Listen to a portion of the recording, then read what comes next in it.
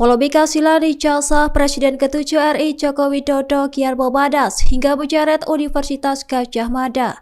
Terbaru, seorang advokat asal Makassar Insinyur Komarudin menggugat UGM senilai 69 triliun rupiah. Gugatan itu diajukan ke Pengadilan Negeri Sleman pada Senin 5 Mei 2025.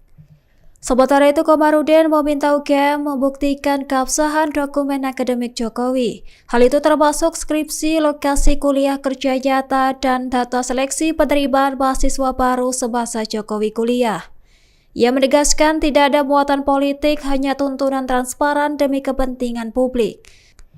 Komarudin bahkan mengaitkan isu ini dengan melemahnya nilai tukar rupiah terhadap dolar Amerika Serikat. Ia menyebut kegaduhan 2 tahun ini turut memperburuk kepercayaan ekonomi nasional. Menanggapi hal ini, Kabiro Hukum UGM Ferry Antoni memastikan pihaknya siap menghadapi proses hukum. Pihak UGM mengklaim telah memiliki bukti otentik mengenai status akademik Jokowi sebagai alumnus. Ferry juga menegaskan bahwa permintaan klarifikasi seharusnya datang dari pihak berwenang, bukan perseorangan.